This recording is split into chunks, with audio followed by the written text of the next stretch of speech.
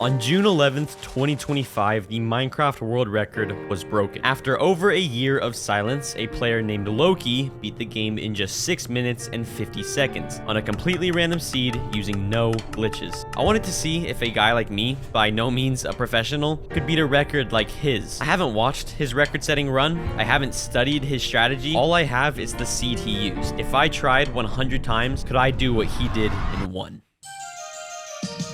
Now, as I said, I haven't watched his speedrun yet, and I don't want to until after the first run. I want to see how much slower I am on genuine raw pace. The seed starts out pretty standard for a modern day speedrun. I noticed I spawned on an island, so my first instinct was to open my pie chart. The reason being is that I can detect when a chest is near by seeing when this orange spike gets bigger. The way it works is a little bit complicated, but in layman's terms, basically when there's a lot of orange on the pie chart, there's a chest in the direction I'm looking. And if there's not a lot of orange on the pie chart, there isn't a chest in the direction I'm looking. And I changed my Minecraft resolution using a hotkey to make this process more precise, and I do this so I can find either a shipwreck or a buried treasure, both containing iron, which is necessary for the run because I need 7 iron total, 3 for a pickaxe, 3 for a bucket, and 1 for a flint and steel. Luckily for me, it seems I did the right thing because Loki also finds the same buried treasure as I do. Off to a good start, but I found the buried treasure 7 seconds after him, which doesn't seem like a lot, but the time adds up fast. Now all that's left in the overworld is crafting everything I need and finding a place to enter the nether. Now my mechanics are nowhere near the caliber that Loki's are, so I'll definitely need to improve those if I want to have a chance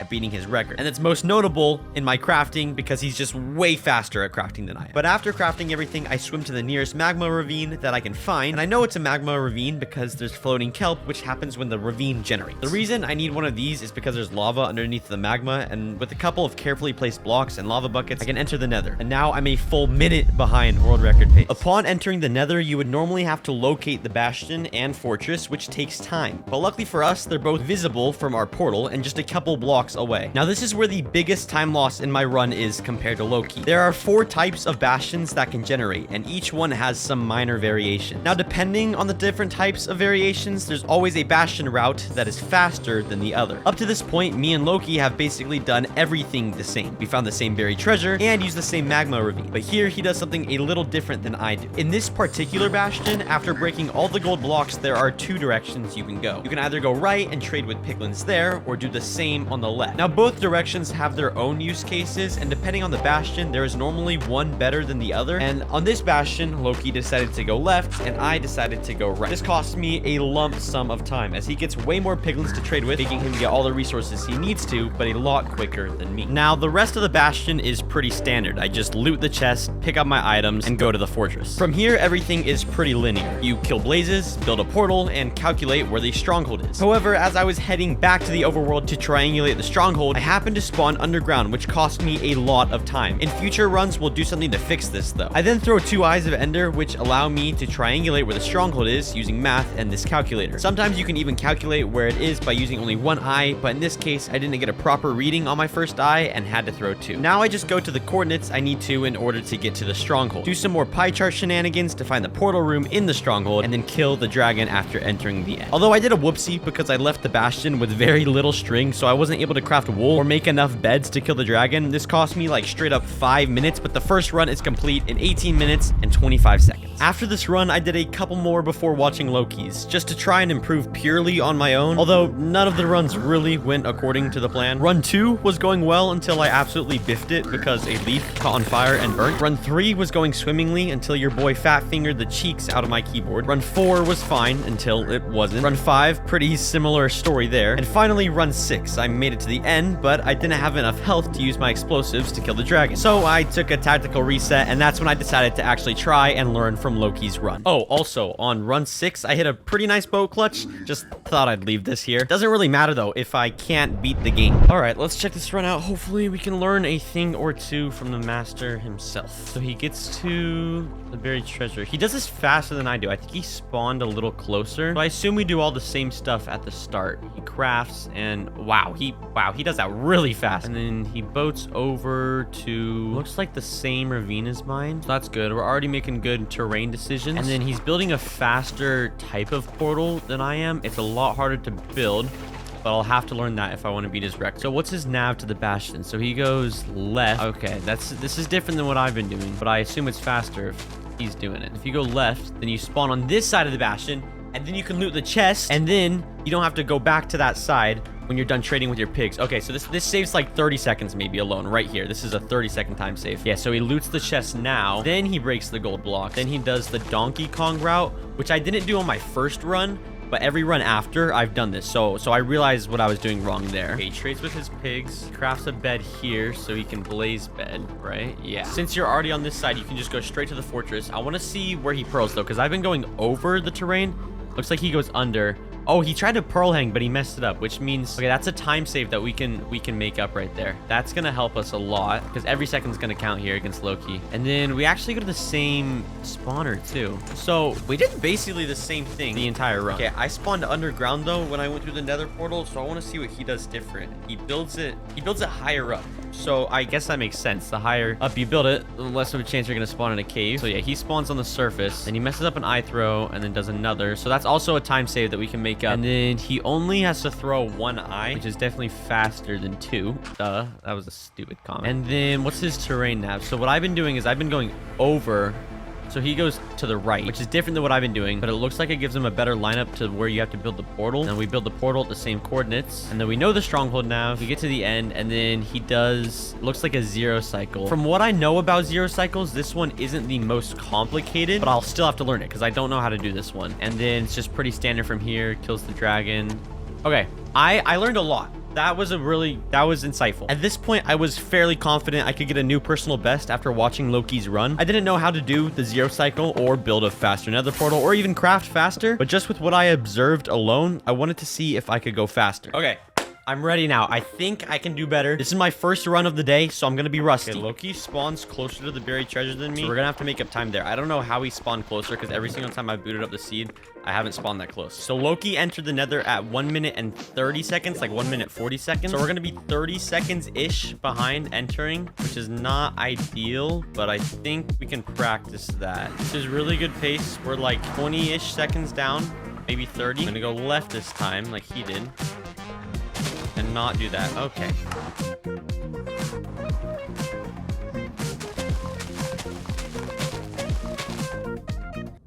Dude.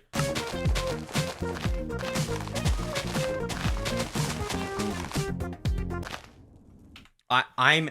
Oh my... I'll leave these blocks. I'll get all the other ones. Bro. Chill. Oh my.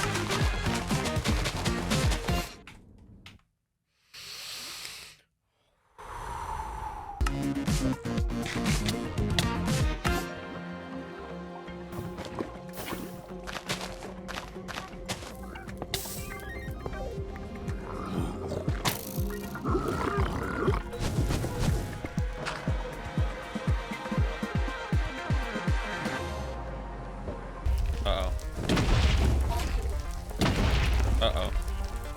This could be bad. Okay, we're chill. Oh my gosh, Okay, 11:32.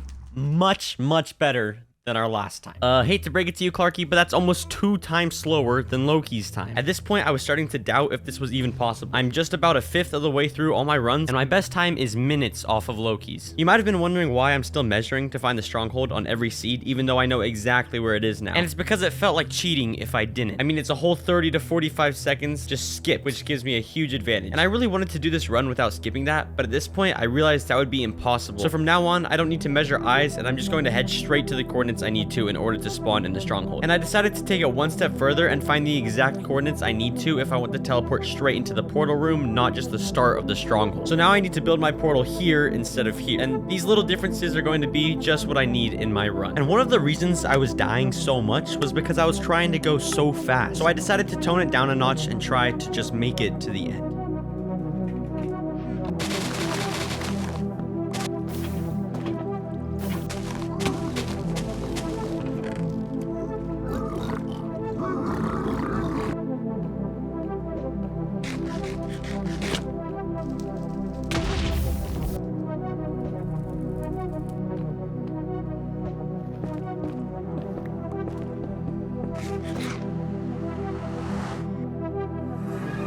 Wait, Everything about the run was perfect, and I was absolutely flying. And because I was going so fast, my mind blanked and I built the nether portal in the wrong spot. I had it just 5 blocks from where it was supposed to be, which cost me the entire speedrun. But that speedrun gave me hope, and maybe I can just beat this record. After this run, I wanted to optimize my overworld before getting to the nether. So far, I had a couple strategies that saved me a lot of time. First was breaking into the buried treasure 1 block higher than usual, and facing the direction I need to go after getting the loot. Sorting my inventory in the boat was also much faster than doing it on the island. And lastly, I noticed on this seed, you always got flint on your 4th gravel. And luckily, at the magma ravine, there was gravel. So what I did was break 3 of those and then place the gravel I got from looting the buried treasure and break it inside the portal, giving me flint, which is much faster than just farming it normally. But after all this optimization, I wasn't fast enough, simply because my crafting was inferior to Loki. But that's when I struck gold. I found a lava pool only a couple blocks beneath the island, and this is exactly what I needed. I was losing most of my time to Loki in the overworld, but with a lava pool much closer than the ravine, I could enter the nether quicker and potentially faster than Loki. Although I was scared to enter the nether portal from the lava pool, because there's a chance this portal spawns me in a worse spot than our other portal. And it seems my fears became a reality. The nether portal spawned me much further down than the other portal, and the only way I'd be able to beat Loki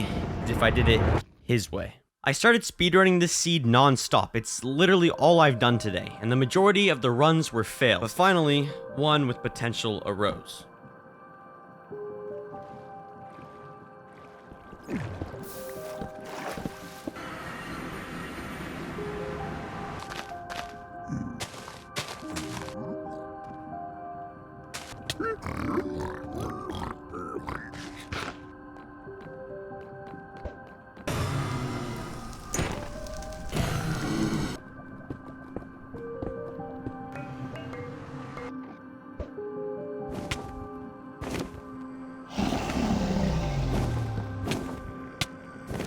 While yes, I didn't even complete the run, I wasn't upset. That was the fastest pace I'd been on, and I played great. My crafting was quicker than it had ever been, and I even reached the gold chalice in the bastion just 5 seconds after Loki, which is a good sign that this is possible. By the end of the bastion, I had lost 50 seconds, which is okay because I can practice that. The main time loss I had was actually due to luck. You see, Loki found 2 stray blazes and had 4 spawn at the spawner, which is actually pretty rare and will boost your pace immensely. I was slowed down because I was waiting at the spawner for more blazes to spawn. This means I have what it takes, and if the stars align, maybe, just maybe, I could beat his record. Okay, I have this practice map here that essentially emulates the exact bastion that we're gonna see in the run, and I'm gonna see if I can get my average time lower, and if so, by how much, because we need to shave 50 seconds off at this bastion. Kind of insane now that I think about it. There's not actually much more I can do to shave down the time. I literally just have to play it better. Okay. 1:10 seconds to get all the piglins in the hole. I want to see if I can bump that down to a minute. I don't know. I think most of the time that I'm losing, though, is just based on the amount of piglins I have, which is sometimes RNG based, so I'm not going to worry too long about practicing bastion routes. Okay, that time was much faster. 55 seconds. Okay, I'm much more confident now. And hopefully the confidence gets me a long way, because there's not much more I can optimize now. I just need to grind.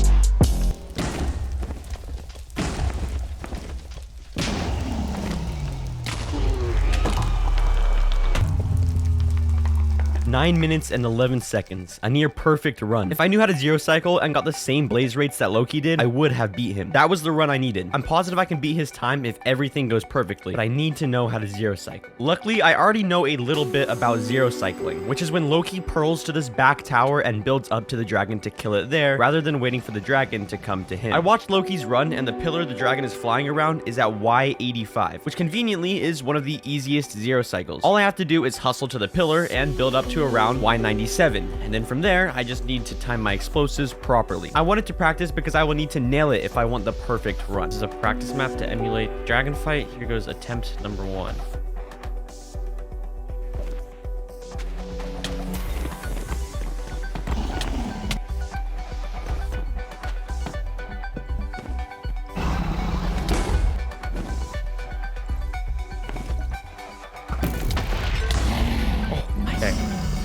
did it once in like 10 tries, so not the greatest. I'm just gonna spare you the details, but I spent a very, very long time practicing the 0 cycles, and now I'm confident enough to do it in a run.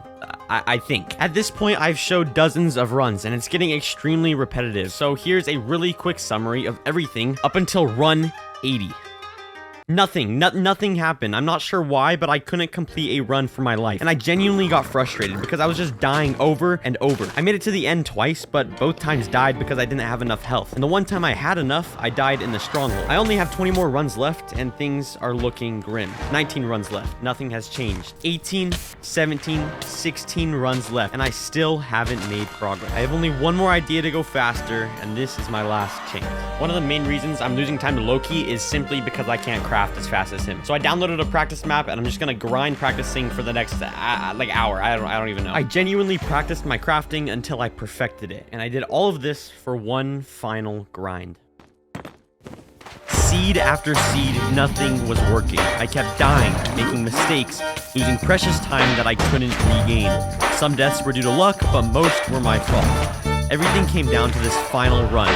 I entered the nether on good pace, and made up even more time on my way to the chalice. I got loads of pigs and was able to trade extremely fast. I approached the fortress in record-breaking time, and when I arrived at the spawner, there were stray blazes in the background. This hadn't happened on any other run before this, but somehow, someway, it was happening now. I got all my rods way before I had on any other run, and was not slowing down. I entered the end at 5 minutes and 37 seconds, and it all came down to the 0 cycle. I don't know how this happened on the final run. I know it looks scripted, but it isn't. And when the stars aligned perfectly, I won.